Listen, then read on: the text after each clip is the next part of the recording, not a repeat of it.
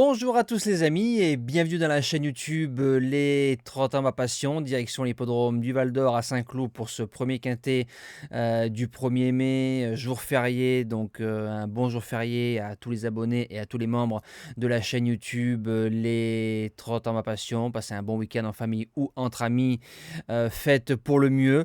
Comme d'habitude le vendredi matin, pour ceux qui arrivent sur la chaîne, ceux qui ne connaissent pas la chaîne, je prépare le quintet de dimanche et de lundi, donc vous allez retrouver les mêmes résultats que la vidéo de dimanche, qui sont plutôt corrects dans l'ensemble du côté de Laval. Présentation du prix des Coteaux de la Seine, donc en Réunion 1 course 3, départ 15h15, faites attention. On annonce un terrain collant 4,4 par France Gallo, 1400 mètres gazon, 16 partants, quintet que je trouve plus difficile que celui de dimanche. Base gagnante, le numéro 8 Pedrito. Alors, je l'avais vu dans les engagés, donc je comptais le mettre gagnant. Et même avec l'accord de numéro 16, on ne change pas un pronostic, donc je le laisse base gagnante. C'est la note le 9 avril dans le Quintet Plus de référence à Paris-Longchamp. Je pense qu'il aurait pu jouer une place dans les 3 facilement. Il a déjà réussi sur les pistes assouplies.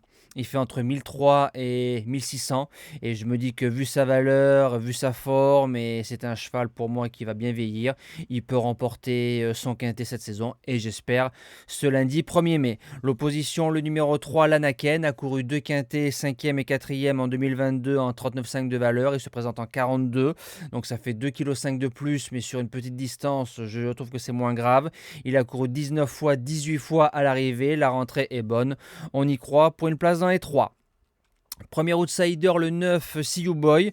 Le cheval est supplémenté. Deuxième du KT Plus de référence à Paris-Longchamp. Il peut largement répéter ce classement dans le quintet de lundi. Deuxième outsider, le numéro 12, See You Pink. La jument reste sur 2 victoires dans les handicaps, dont 1 sur le parcours, et ça j'aime bien. Monte forcément de catégorie. Jument en plein progrès. C'est une découverte. Je l'ai placé dans mes 5 de ma sélection. Pour les chances, on commence avec le numéro 10, Zéro Stress. Quatrième d'un quintet plus canois cet hiver. Il s'est démarré. C'est la forme, peut adopter toutes les tactiques.